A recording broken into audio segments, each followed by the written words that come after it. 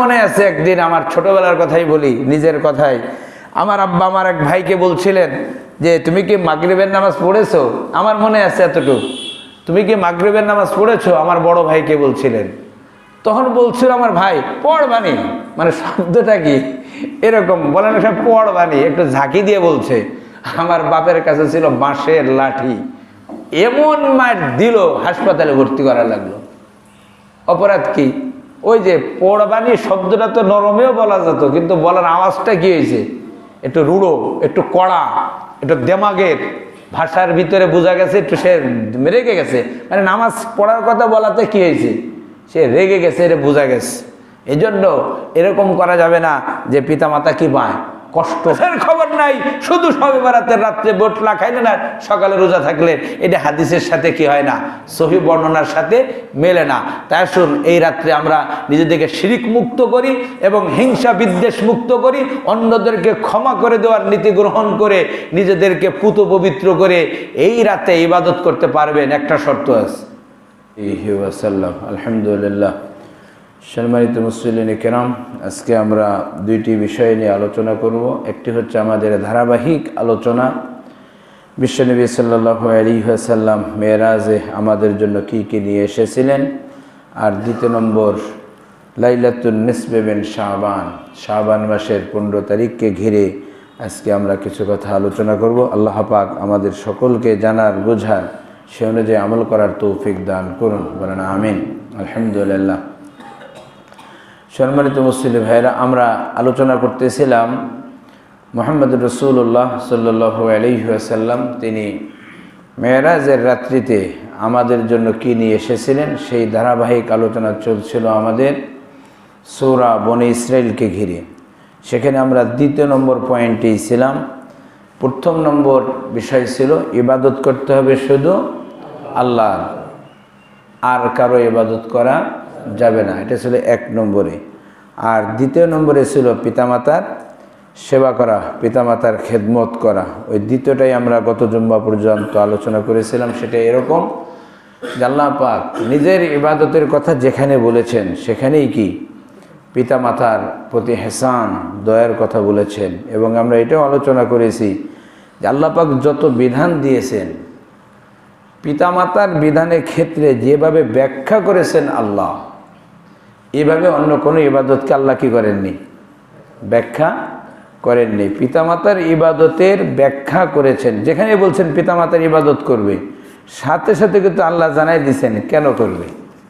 মানে ইবাদত মানে আনুগত্য করতে হবে, সেবা করতে হবে পিতামাতার, সাথে সাথে কি কারণটাও বলে দিয়েছেন কে, আল্লাহ। কারণটাও বলছেন যে পিতামাতার সেবা, পিতামাতার যত্ন, পিতামাতার খেদমত এটা করতে হবে কেন, আল্লাহ পাক নিজেই কি করেছেন সেটার ব্যাখ্যা দিয়ে দিয়েছেন।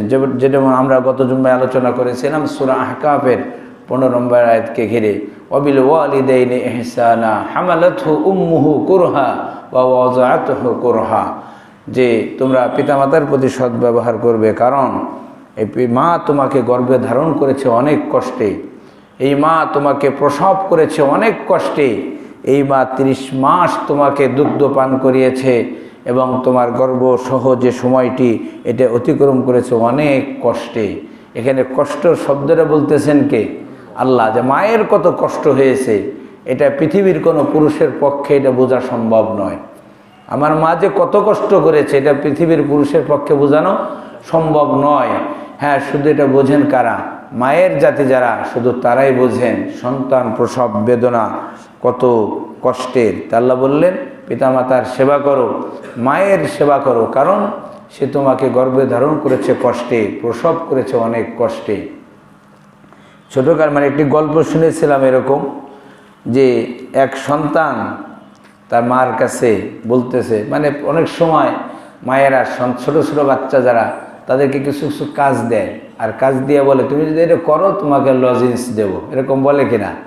তো এক মা তার ছেলেকে বলছে, বাবা তুমি যদি রাত্রিবেলায় মশারি টাঙ্গায় দাও তাহলে তোমারে আমি টাকা দেব। এখন তোমার ছোট ভাইয়ের দোলনাটা যদি কি করো এরকম দোলায় দাও, যেরকম চালু রাখো, তাহলে তোমাকে কি দেব, টাকা দেব। এরকমভাবে ফুলের বাগানে যদি পানি দাও তাহলে কি দিব, তোমাকে কিছু টাকা দেব। তো ছোট্ট মানুষ সে কী করছে, এরকম ফুল বাগানেও পানি দিছে, এরপরে ছোট ভাইকে সে কী করছে, দোলনায় দলিয়ে দিয়েছে, আর মশারিও কি টাঙাই দিছে। এখন টাঙাই দেওয়ার পরে বলতেছে, মা আমার টাকা দাও। সে এখন কী করছে, ছোটো মানুষ তো ভাউচার লেখছে, একটা হলো কি ফুল বাগানের পানি এত টাকা, মশারি টাঙানোর এত টাকা, আবার কি ওই ছোটো ভাইয়ের দোলনা করছে, তাই 3টা ভাউচার করছে। ভাউচার করে এখন মার কাছে দিতেছে, মা এই যে আমার ভাউচার, টাকা দাও।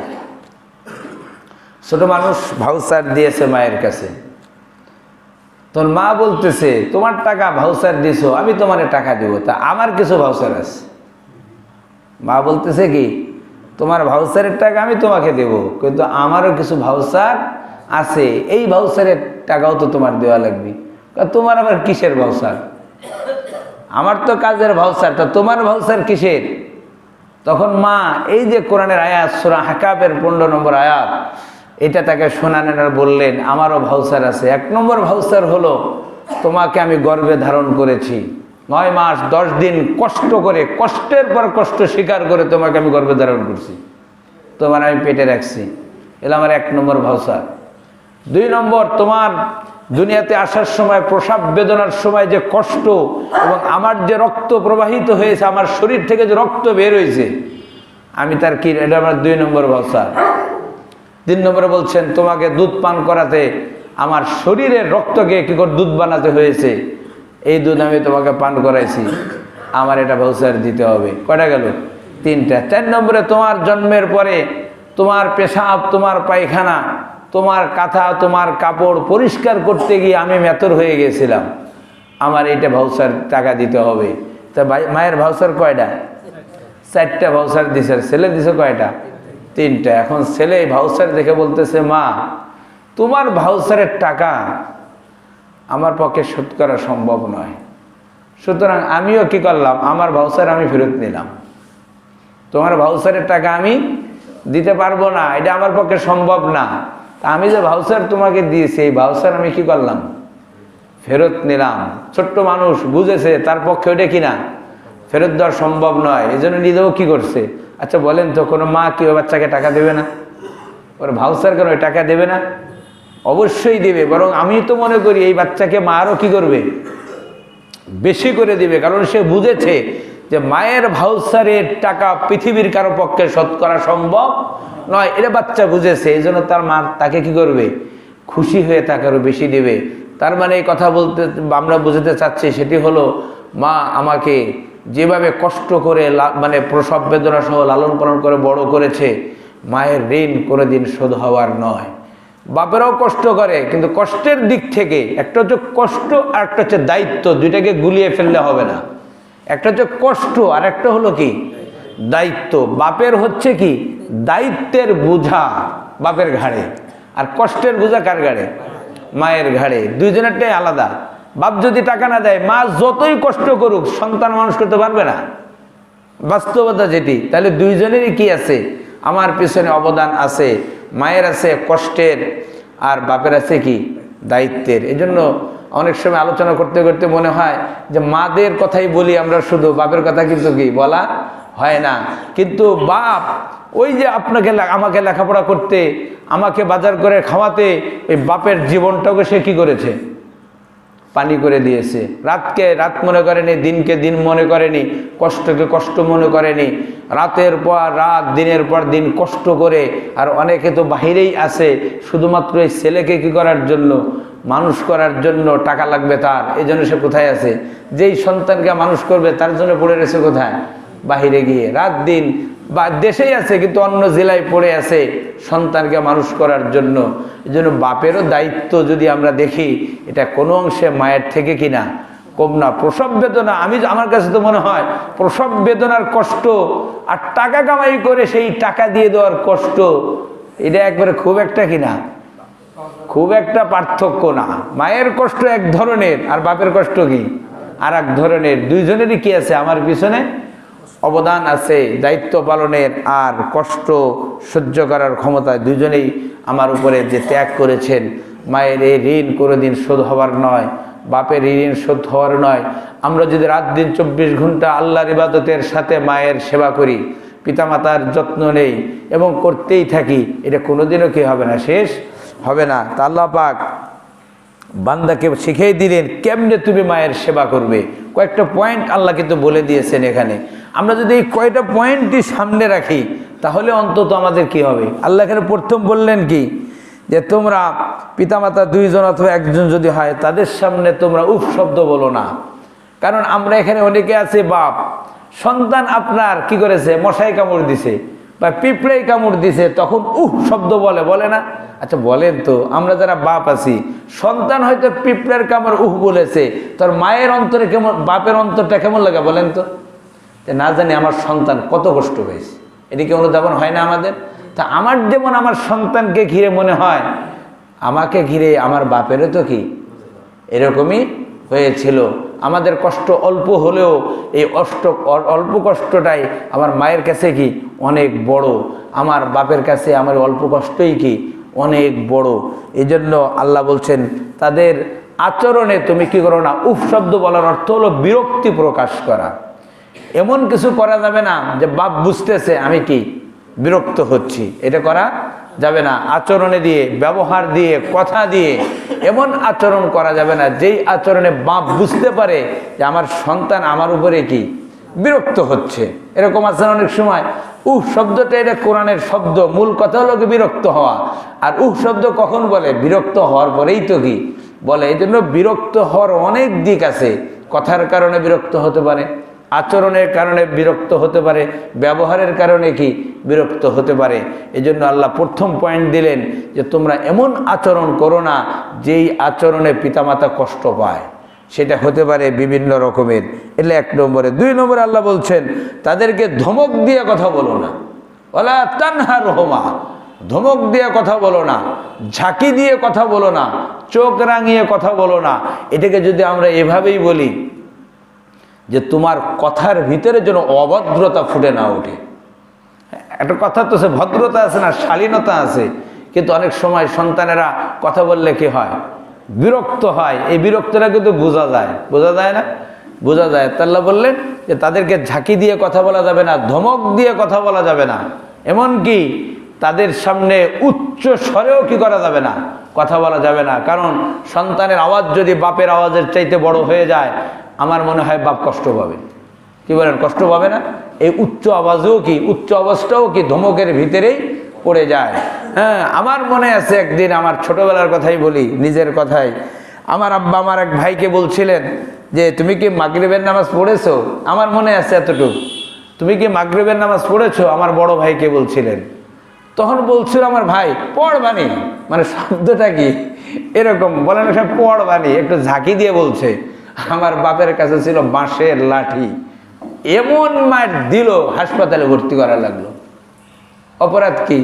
ওই যে পড়বানি শব্দটা তো নরমেও বলা যেত, কিন্তু বলার আওয়াজটা কি হয়েছে, একটু রুড়ো, একটু কড়া, একটু দেমাগের ভাষার ভিতরে বোঝা গেছে একটু সে রেগে গেছে। মানে নামাজ পড়ার কথা বলাতে কি হয়েছে, সে রেগে গেছে, এটা বোঝা গেছে।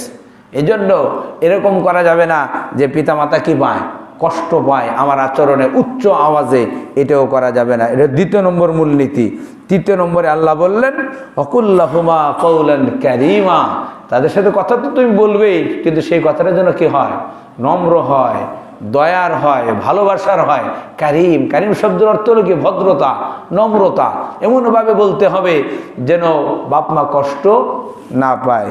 4 নম্বর মূলনীতি আল্লাহ বললেন ওয়াকফিজ লাহুমা জানাহাজ যুল্লি মিনার রাহমা, দয়ার ব্যবহার তার সামনে কি করতে হবে। আল্লাহর ভাষাটা যদি আমরা বুঝতে চাই, জানাহাজ যুল্লি, জানাহুন মানে কি ডানা, ডানা বিছিয়ে দিতে হবে। কোন ডানা? নম্রতার। যুল্লি নম্রতার, ছোটতার, একেবারে হীনতার ডানা বাপ্পার সামনে কি করতে হবে, বিছিয়ে দিতে হবে। নির্দেশ কার? আল্লাহ। এরপরে 5 নম্বরে বললেন কি ওকুর রব্বির হামহুমা কামা রব্বায়ানি সগীরা, তুমি পিতামাতার জন্য কি করবে, দোয়াও করবে। তার মানে এই 4টা কাজ তো করতেই হবে, সাথে সাথে কি দোয়াও করতে হবে। এবং এই দোয়া আমাদের ভিতরে একটা ভুল ধারণা আছে যে দোয়া করতে হলে মরে যাওয়ার পরে, এরকম অনেক সন্তানকে প্রশ্ন করে যে হুজুর এটি কি জীবিত অবস্থায় করা যাবে, এর প্রশ্ন করে। তার মানে তার বুঝ কি নাই, পরিষ্কার না। তার মানে সে ধরে নিয়েছে যে রব্বির হামহুমা কামা রব্বায়ানি সগীরা, এটা হলো কি মরার দোয়া, মানে মইরে দেওয়ার পর পড়তে হয়। না ভাই না, এটা বাপ মা জীবিত না, যুবক থাকলেও কি করা যাবে, কোনো সমস্যা নাই। কারণ এটা বাপ মার জন্য দোয়া, তাহলে আমার বাপ মাকে আল্লাহ কি রাখবেন, ভালো রাখবেন। এজন্য এই যে 5টা মূলনীতি আমরা পেলাম, এই 5টা মূলনীতি আমাদেরকে খেয়াল করা দরকার। তাহলেই কি হবে, আপনি অনেক কিছুই করছেন, অনেক সন্তান আছে লাখ লাখ টাকা খরচ করে পিতামাতার পিছনে, আছে না? কিন্তু এমন ব্যবহার করে যে ব্যবহার কারণে কত টাকা আমার লাগবে না, যা আছেন এরকম, টাকা দেয় লাখ লাখ, কিন্তু ব্যবহারটা কি একবারে কি বলবার বাংলা চামারের মতো। মানে তখন বাপ মা কি বলে, অসন্তুষ্ট হয়ে বলে যে তোর টাকা আমার লাগবে না, মরে যাই যাবো, না খেয়ে থাকবো, তোর টাকা আমার লাগবে না। বাপ মা এরকম সময় বলে না? তার মানে কি, আপনার টাকা পয়সাই বাপের সব কিছু না, আপনার টাকা পয়সাই কি বাপ মার সব কিছু না। একজন সন্তান লাখ লাখ টাকা দেয়, খারাপ ব্যবহার করে, আর একজন সন্তান 1 টাকাও দেয় না, কিন্তু পিতামাতার সাথে নম্রতার ভদ্রতার চূড়ান্ত নমুনা পেশ করে। বলেন তো কার উপরে খুশি? বাপ মা চাই ভালো ব্যবহার। আপনার টাকা পয়সা না হলে, আপনাকে যেরকম বড় করছে, আপনার বাপ মা আপনার টাকা পয়সা ছাড়াও চলতে পারবে, কথা গান। এই জন্য এই যে মূলনীতিগুলো আল্লাহ শিখালেন, এই ইহসান শব্দের ভিতরে এই সব কথাগুলোই কি আছে। এই জন্য পিতামাতার সামনে আমাদের এরকম নম্রতার ভদ্রতার চূড়ান্ত নমুনা পেশ করা দরকার, যাতে আল্লাহ পাক এই পিতামাতার জন্য যদি এই কাজটি আমি করি, আমার রসুল বলছেন হুমা জান্নাতুকা হুমা নারুকা। এই যে রমজান মাসে আমরা এই হাদিসটা অনেক আলোচনা করি, যে মেম্বারে রসুল উঠলেন, বললেন আমিন, দ্বিতীয় তাকে আমিন, তৃতীয় তাকে আমিন। এই হাদিস আমরা শুনি না? সেখানে একটা তো আছে যে বাপ মা পেল 2 জনকেই অথবা 1 জনকে, কিন্তু সে জান্নাত নিতে পারলো না, সেও ধ্বংস। বাপ মা পাইছে 2 জন অথবা 1 জন, কিন্তু সে কি করতে পারেনি, জান্নাত অর্জন করতে পারেনি। আমার রসুল বলছে সে ধ্বংস। আসলে এটা কি রসুলের বক্তব্য? হাদিস থেকে কি বোঝা যায়? এটা রসুলের বক্তব্য না, বক্তব্যটা মূলত জিবরাইলের। আর জিবরাইল পাইছে কোত্থেকে? তার মানে কয়জন হলো এখানে? আল্লাহ, রসুল আর জিবরাইল, 3 জনের বাক্যটা এটি, যে বাপ মা পেল 2 জনকেই অথবা 1 জনকেই, সে যদি জান্নাত অর্জন করতে না পারে তাহলে সে কি ধ্বংস। এজন্য রসুল বললেন পিতামাতার সন্তুষ্টিতে আল্লাহর সন্তুষ্টি, আর পিতামাতার অসন্তুষ্টিতে আল্লাহর অসন্তুষ্টি। অনেক হাদিস আছে এই বিষয়ে। এজন্য আর পিতামাতার সেবার বিষয়টা এমন, আপনারা খেয়াল করে দেখবেন, কিছু অপরাধ আছে তার শাস্তি পরকালে হবে, আবার কিছু অপরাধ আছে যার শাস্তি পরকালে তো হবে, দুনিয়ায় হয়। কিছু অপরাধের শাস্তি পরকালে তো হবেই, দুনিয়াতেও কি হয়। আমি যতদূর লেখাপড়া করেছি তার ভিতরে এটিও আছে, সেটি হলো যে পিতামাতার যদি কেউ বেয়াদবি করে, পিতামাতার যদি মনে কেউ কষ্ট দেয়, এর অপরাধের শাস্তি তো পরকালে পাবেই, সে দুনিয়াতেও কি করতে হবে, দুনিয়াতেও পাইতে হবে। এটা একটা বাস্তব আছে, অনেকের জীবনের কি বাস্তবতা আছে। অনেক সাহাবীদের জীবনের ঘটনা আছে, যে রাসূল সাল্লাল্লাহু আলাইহি ওয়াসাল্লাম আলকামা রাদিয়াল্লাহু তাআলা আনহার ঘটনাটা যেমনি আমরা পাই, যদি বর্ণনার দিক থেকে অনেকেই বলছেন এটি দুর্বল বর্ণনার, সেটি হলো আলকামা রাদিয়াল্লাহু তাআলা আন, তিনি কলেমা পড়তে পারছেন না। সাহাবায়ে কেরাম রাসূলকে বললেন, এ রাসূলুল্লাহ, আলকামা তো ঈমান মানে কলেমা পড়তে পারতেছে না। তখন রাসূল গেলেন, রাসূল তার মাকে বললেন যে আপনি আপনার সন্তানকে মাফ করে দিন। তোর মা বলতেছে আমার ছেলে তো এরকম কোনো বড় বেয়াদবি করে নাই যে আমাকে মাফ করতে হবে, বলতে হবে। তখন রসুল কি করলেন, সাহাবীদেরকে বললেন যে কিছু খড়ি নিয়ে এসো, আগুন ধরাও, খড়ি নিয়ে এসো, আগুন ধরাও। এরপরে আলকামাকে আগুনের ভিতরে ফেলাই দাও। আলকামার মা বলতেছেন, এ রাসূলুল্লাহ আপনি বলেন কি, আমার সন্তান আমার সামনে তো আপনি আগুন দিয়ে পুড়াই দিবেন। রসুল বললেন, আলকামার মা, আজকে তোমার সন্তানকে যদি আগুনের ভিতরে ফেলাই দেওয়া হয়, কিছু সময়ের জন্য সে কষ্ট পাবে। আজকে তুমি তোমার সন্তানকে যদি ক্ষমা না করো, আর ঈমান হারা হয়ে যে তোমার সন্তান বিদায় নেয়, অনন্ত অসীমকাল জাহান্নামের আগুনে জ্বলবে, তুমি কেমনে সহ্য করবে? তখন আলকামা রাদিয়াল্লাহু তাআলা আনহার মা তাকে কি করলেন, ক্ষমা করে দিলেন। সে কলমা পড়লো, মুসলমান মানে ঈমান নিয়েই সে কালমা পড়তে পড়তে বিদায় নিল। এখান থেকে অনেক ব্যাখ্যা করেছেন এভাবে, যারা পিতামাতার নাফরমানি করে, পিতামাতার অবাধ্য হয় চূড়ান্ত পর্যায়ে, তাদের একটা শাস্তি হলো তাদের ঈমান নসিব হয় না। তারা অনেকেই কি বেঈমান হয়ে মারা যায়, ইন্তেকালের সময় তার ঈমান নসিব হয় না। এই জন্য অনেক দৃষ্টান্ত আছে যে দুনিয়াতেও তার কি পাওয়া যায়, মানে শাস্তি ভোগ করতে হয়। পিতামাতার সাথে কেউ যদি কি করে, খারাপ আচরণ করে, অনেকেই বলতে পারবেন হুজুর আমার বাপ মা তো বোঝে না, কিন্তু আমি তো তারে উপকার করি, রাগ করি, ঝাঁকি দেই, যাই কিছু বলি, এটা তো তার জন্যই করি। এটা কিন্তু আল্লাহ তার উত্তর দিয়ে দিছে পরের আয়াতে। যদি কেউ কি করে তার উত্তর আল্লাহকে দিচ্ছেন, তাকান। রব্বুকুম আ'লামু বিমা ফি নুফুসিকুম ইন তাকুনু সালিহিন ফাইন্নাহু কানা লিল আওয়াবিনা গফুরা। রব্বুকুম আ'লামু বিমা ফি নুফুসিকুম, তোমাদের মনের ভিতরে কি আছে আল্লাহ ভালো করেই জানেন।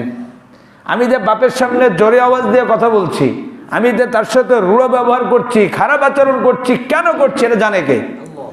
হয় অনেক সময় হাসপাতালে নিয়ে গেছেন আপনি, বাপকে নিয়ে গেছেন হাসপাতালে, এখন সে কি করবে না, ওই ইঞ্জেকশন নেবে না, সে সিলাইন নেবে না, তখন আপনি কি করবেন? এ বাবা নেও, এটা বলবেন নাকি? তখন অনেক সময় কি হয়, নিতে হবে, ঠাইসে ধরে দেওয়া লাগে। আচ্ছা, এই যে বাবাকে জোর করে যে ইঞ্জেকশন দিল, সিলাইন দিল, এই সন্তান কি বাপকে কষ্ট দেওয়ার জন্য, বাপের মনে ব্যথা দেওয়ার জন্য, না বাপের কল্যাণের জন্য, বাপের সুস্থতার জন্য? তো এরকম যদি আমাদের অনেক সময় এরকম আচরণ হয়, অনেকে মনে করবে তাহলে তো আমার বাপ কষ্ট পাবে না, থাক দরকার নাই, ডাক্তার দেখানোরই দরকার নাই। কি বলে? দেখালি তো বাপ কি পাবে, কষ্ট পাবে, ইঞ্জেকশন লাগবে, হাসপাতালে শুয়ে থাকা লাগবে, বাপ তো এটা পছন্দ করে না, তাহলে ভালো হলো কি, দরকারই নাই। কিন্তু এটা না, বরং তার সাথে যে আমি আচরণগুলো করছি, এটা দেখা যাচ্ছে বাহ্যিকভাবে কি রূঢ় আচরণ, কড়া আচরণ। আল্লাহ বলছেন রব্বুকুম আ'লামু বিমা ফি নুফুসিকুম, তোমার আল্লাহ জানে তুমি এটা কেন করছো। তুমি যদি এটা আল্লাহর জন্যই করো, ভালোবাসার চূড়ান্ত নমুনা হিসেবেই করো, আল্লাহ বলছেন আল্লাহ তার বান্দাদের জন্য ক্ষমাশীল, আল্লাহ ক্ষমা করে দিবেন। এই জন্য আমাদের থেকে কোনো আচরণ যদি হয়, এটার উত্তরও কে দিলেন? আমার আল্লাহ। দেখেন পিতামাতার কথা ব্যাখ্যা করতেছেন কেমনে, আপনি আমাকে দ্বিতীয় কোনো ইবাদত পাবেন না, এরকম ভেঙে ভেঙে ব্যাখ্যা করছেন কে? আমার আল্লাহ। এজন্য পিতামাতা বাহ্যিকভাবে দুনিয়াতে আমাদেরকে বড় করেছেন, তারা মূলত করেছেন কে? এজন্য তো আল্লাহ বললেন আমার কৃতজ্ঞতা স্বীকার করো, পিতামাতারটাও করো। আচ্ছা দেখেন, যেটা নগদ সেটা যদি কেউ করতে না পারে, বাকিটা কি সম্ভব? তাহলে যেই এহসান আমার মা বাপ আমার সাথে করছে, এটা তো দেখতে পাচ্ছি আমরা। তা যে নাকি এই পিতা মাতার প্রতি সদ্ব্যবহার করতে পারে না, যে আল্লাহর বড় এহসান আল্লাহকে দেখা যায় না, আল্লাহর এহসান মোটা দাগে আমাদের চোখে পড়ে না, তাহলে সেই আল্লাহর প্রতি এহসান কেমনে করবো আমরা? তার মানে আল্লাহ বাপের ব্যাখ্যা দিয়ে দিয়ে, মায়ের ব্যাখ্যা দিয়ে দিয়ে আল্লাহ বুঝালেন বান্দা তোমার মা বাপ তোমার যে উপকার করতেছে, এহসান করছে, দেখতে পাচ্ছ তুমি। তুমি যদি একটু গভীরভাবে তাকাও, তোমার মা তোমার জন্য মেতর হয়ে গেল, তোমার বাপ রাত দিন তোমার জন্য ছটফট করে, কারণ আমি আল্লাহ তাদের অন্তরের ভিতরে তোমার মায়া মহব্বত সৃষ্টি করে দিয়েছি, আমি সৃষ্টি করে দিয়েছি। তুমি যদি কারোর প্রতি কৃতজ্ঞ হও, সেটা হতে হবে কার উপরে আগে? ওই যে কি বলে, ওই কি ওই যে আরে পিয়নের কাছে টাকা নিতে গেছে, পিয়নের কাছে কি টাকা নিতে, অনেক সময় পিয়ন টাকা দেয় না, আপনার টাকা পাঠাইছেন আপনি, এটা আপনার ছেলেকে ঢাকা দিচ্ছে কে? এখন তো আর এটা বোঝা যায় না, আগে বোঝা যাইতো ভালো। হ্যাঁ, পিয়ন যখন টাকা নিয়ে গেছে, ছেলে কি করতেছে, ওরে আল্লাহ, পিয়নের হাত ধরে চুমু খাচ্ছে, কপালে চুমু খাচ্ছে, এরপরে কি এই মানে পায়ে ধরে ধরে বাপ কদম বুসি করবে আর কি। টাকা দিতেছে কে? পিয়ন। আসলে টাকাটা কি বাপ পিয়ন দিত? কথা বলে, টাকাটা কি পিয়নে দিছে? তা আমরা অনেক সময় করি কি, আমরা এই পর্যায়ে কাজটা করে ফেলি, যে মা বাবার সেবা করি, মা বাবার যত্ন করি, সব ঠিক আছে, কিন্তু আপনাকে মনে রাখতে হবে এই মা বাবা এগুলো করছে না, মূলত করছে কে? আল্লাহ। আল্লাহ অন্তরে ঢেলে দিয়েছে ভালোবাসা। এজন্য আল্লাহ বললেন তুমি পিতামাতার প্রতি কৃতজ্ঞ হও, আগে হও আমার উপরে। কেন? সবগুলো করছে কে? আমি। তখন যদি আমি আল্লাহকে ভুলে যাই, মা বাপকে নিয়ে পড়ে থাকি, তাহলে কার মতো হবে? ওই পিয়নের হাতে চুমো খাওয়া, কপালে চুমো খাওয়া, আল্লাহরে সেজদা দেয় না, বাপ মার কি করে? সেবা করে। আছে না এরকম? অনেক মানুষ এরকম মানবতাবাদী আছে, এরকম তারা করে, মালিককে চেনে না, মালিক যাকে পাঠাইছে তাকে চেনে। আছেন এরকম? তা আল্লাহ পাক একটা একটা করে এগুলো ব্যাখ্যা করেছেন। এজন্য আজকে দেখুন, একটি এখানে প্রথমে বলছেন ইবাদত করতে হবে আল্লাহর, আর কারো করা যাবে না। 2 নম্বরে পিতামাতার কথা বললেন। পৃথিবীতে আমার জানা মতো কোনো পিতা কোনো মাতা সন্তানের ক্ষতি চায় না। তার দৃষ্টিতে পিতামাতার সন্তানের ক্ষতি হয় এমন কোনো কাজ পিতামাতা করে না। তাহলে তারা ভালোই চায়।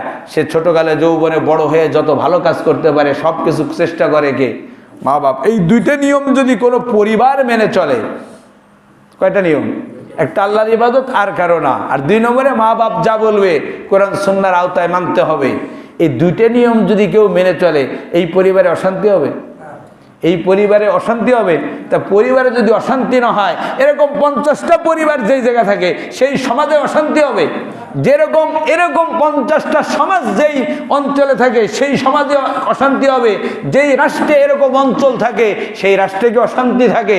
তাহলে আজকে আমাদের এই 2 জায়গায় কি আছে? ঘাটতি আছে। এই জন্য ব্যক্তি জীবনে শান্তি নাই, ঘরে শান্তি নাই, সমাজে শান্তি নাই, রাষ্ট্রে কোথাও কি নাই, শান্তি নাই। কারণ আমরা ওই মূলনীতিগুলো কি করছি? ছেড়ে দিয়েছি। তা আমরা 2টা মূলনীতি আলোচনা করছি, বাকিগুলো পর্যায়ক্রমে করব। আল্লাহ তৌফিক দান করুন। সম্মানিত ভাইয়েরা, আজকে হচ্ছে রজব মাসে, এই শাবান মাসের 12 তারিখ। 25 তারিখ দিবাগত রাত হচ্ছে লাইলাতুন নিসফে মিন শাবান। এটা হাদিসের ভাষা। লাইলাতুন নিসফে মিন শাবান, যেটাকে আমাদের দেশে আমরা বলি কি? শবে বরাত। শবে বরাতের রাত। হ্যাঁ, সব মানেও রাত, আবার রাত মানেও কি? রাত, যেটা ফার্সি শব্দ। যাক, এটা নিয়ে আমাদের সমাজে অনেক কথা আছে। কেউ বলছেন এ ব্যাপারে কিছুই নাই, আবার কেউ বলতেছেন সব আছে। আছে এরকম 2 পক্ষই আছে। একবারে শবে বরাতই সব কিছু অনেক সময় এমনভাবে উপস্থাপন করে এই বেদাতিরা, আল্লাহ মাফ করে দিক, মনে হয় লাইলাতুল কদর ফেল। আপনারা শোনেন আলোচনা, যখন শবে বরাতের ফজিলত শুরু হয় মনে হয় কি লাইলাতুল কদর কি শবে বরাতের সে কম গুরুত্ব, এরকম কিন্তু বোঝা যায়। এজন্য শবে বরাত সম্পর্কে আমরা যেটা আপনাদেরকে জানাতে চাই সেটি হলো, শবে বরাত সম্পর্কে আমাদের দেশে অধিকাংশ যে বর্ণনাগুলো পেশ করা হয় সনদের দিক থেকে, বর্ণনার দিক থেকে, এগুলো কি দুর্বল বর্ণনার। আবার একেবারে নেই যারা বলে তারাও ঠিক না। শবে বরাতের সহি হাদিসও কি আছে, যেটা আমি আপনাদের সামনে পড়েছি। সেটা হলো বিশ্বনবী সাল্লাল্লাহু আলাইহি সাল্লাম বলেছেন, ইন্নাল্লাহা লা ইয়াত্তালিউ, এবং সমস্ত মুহাদ্দিসদের একমত যে হাদিসখানা কি সহি হাদিস, যে ইন্নাল্লাহা লা ইয়াত্তালিউ ফি লাইলাতিন নিসফি মিন শাবান। নিশ্চয় আল্লাহ তাআলা তিনি কি করেন? শাবানের 15 তারিখের রাত্রিতে গোটা সৃষ্টির দিকে তিনি দৃষ্টিপাত করেন, নজর দেন। ফায়াগফির লি জামি খালকি, এই রাতে আল্লাহ তার সব সৃষ্টিকে মাফ করে দেন। সুবহানাল্লাহ। ইল্লা লি মুশরিকিন আও লি মুশাহিনিন, 2 শ্রেণীর লোক ব্যতীত তাদেরকে আল্লাহ ক্ষমা করে না। একটা হচ্ছে মুশরিক, আর একটা হচ্ছে কি যারা হিংসুক, যারা হিংসা করে। একটা হচ্ছে মুশরিক, আর একটা হচ্ছে কি হিংসুক, যারা অন্যের ক্ষতি কামনা করে, হিংসা করে। এই 2 শ্রেণীর লোককে আল্লাহ কি করে না? ক্ষমা করে না।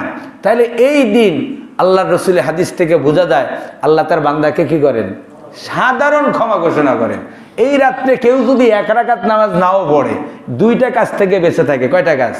শিরিক এবং কি হিংসা। এই 2টা কাজ থেকে কেউ যদি বেঁচে থাকে, এই রাত্রে এই 7 নামাজ পড়েই খাইয়ে দিয়ে যদি ঘুমায়, আর ফজর নামাজ যদি জামাতে পড়ে, সে সাধারণ ক্ষমার আওতায় কি ক্ষমা পেয়ে যাবে। কিন্তু কোন বান্দা দুর্বল হাদিসের কথা শুনে মাগরিবের নামাজের পরে একবারে কয়েক বালতি না কয়েক দিরাম দিয়ে যদি গোসল করে, সাবান আলতা সোনো পাউডার মাখায়, আলতা একবারে মাইকে মসজিদে গেছে, সারা রাত সেজদা দিছে, কিন্তু সে শিরিকের সাথে জড়িত, সে হিংসার সাথে জড়িত, সে কিন্তু ক্ষমা পাবে না সাধারণ ক্ষমা আওতার বাইরে। সে সাধারণ ক্ষমাও কি পাবে না। তা কোনটা বলো? জায়গা থেকে ক্ষমা পাবে না, আর না জায়গা থেকে ক্ষমা পাবে, ভালো কোনটা?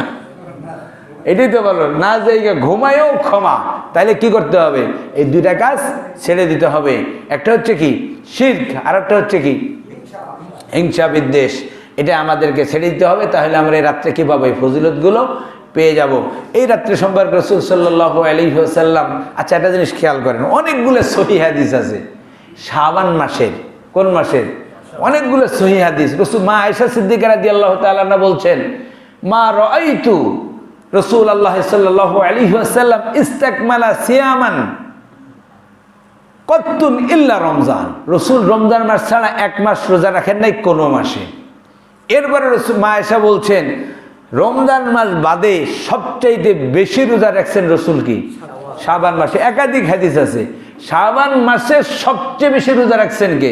বিশ্বনবী মুহাম্মদ রাসূলুল্লাহ সাল্লাল্লাহু আলাইহি ওয়াসাল্লাম। 1 তারিখ থেকে 15 তারিখ। কোন হাদিসে মা আয়েশা বলছেন কানা ইয়াসুমু শাবান কুল্লু, একবার সারা মাস কি করতেন?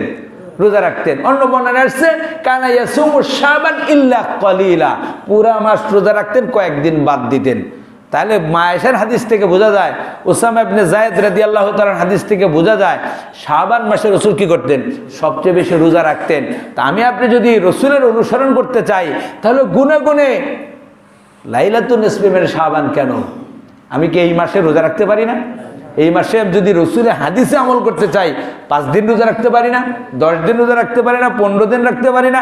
হ্যাঁ, আপনি যদি 10 দিন রাখেন, শবে বরাত রাখেন, আপত্তি নাই। আপনি 8 দিন রাখেন, শবে বরাত রাখেন, আপত্তি নাই। কিন্তু সারা মাসের খবর নাই, শুধু শবে বরাতের রাত্রে বোটলা খাইলেন আর সকালে রোজা থাকলেন, এটা হাদিসের সাথে কি হয় না? সহিহ বর্ণনার সাথে মেলে না। তাই শুন, এই রাত্রে আমরা নিজেদেরকে শিরিক মুক্ত করি এবং হিংসা বিদ্বেষ মুক্ত করি, অন্যদেরকে ক্ষমা করে দেওয়ার নীতি গ্রহণ করে নিজেদেরকে পুত পবিত্র করে এই রাতে ইবাদত করতে পারবেন। একটা শর্ত আছে, এই রাতে আপনি জাগতে পারবেন, একটা শর্ত আছে। রোজাও রাখতে পারবেন, একটা শর্ত আছে। জরুরি মনে করা যাবে না। আমি কি বুঝাতে পারছি? জরুরি মনে করা যাবে না। কেউ যদি মনে করে শাবান মাস রুটির রোজা, ছোটকালে শুনছে কি রুটির রোজা নাকি? শবে বরাতের রুটি আর হালুয়া আমরাও খাইছি ছোটকালে। তাই রুটি এই রাত্রে দিতেই হবে, না দিলে জানি কি হয়। এই লোকেরা রুটি দিলে গুনাহ হবে, এরা রুটি দিলে কি হবে? গুনাহ হবে। কিন্তু আরেকজন যদি মনে করে সারা রাত, বছরের রাতের মতো রাত, লাইলাতুন নিসফি মিন শাবানের একটি রাত, এই রাতে দান করার কোনো জরুরিয়ত নাই, আমি খাওয়াবো, এটাই বুঝ যদি কারো থাকে, সে যদি খাওয়ায় তার কিন্তু কি হবে না? গুনাহ হবে না। তাহলে বিষয়টা হলো জরুরি মনে করা আর না করা। আর যদি জরুরি মনে করেন তাহলে কি হলো? শরীয়ত আপনাকে দেয় নাই, আপনি নিজে ঘাড়ে কি করলেন? চাপাই দিলেন। এটা শরীয়ত অনুমতি নেই। আবার যদি আপনি নফল হিসেবে একেবারে গুরুত্বহীন মনে করে দেন তাহলে আপনার কোনো সমস্যা হবে না। এই বুঝটা আমাদের মাথায় রাখতে হবে। আল্লাহ আমাদেরকে তৌফিক দান করুন, আমিন। ওয়া আখিরু দাওয়ানা আলহামদুলিল্লাহি রাব্বিল আলামিন। আসসালামু আলাইকুম ওয়া রাহমাতুল্লাহ।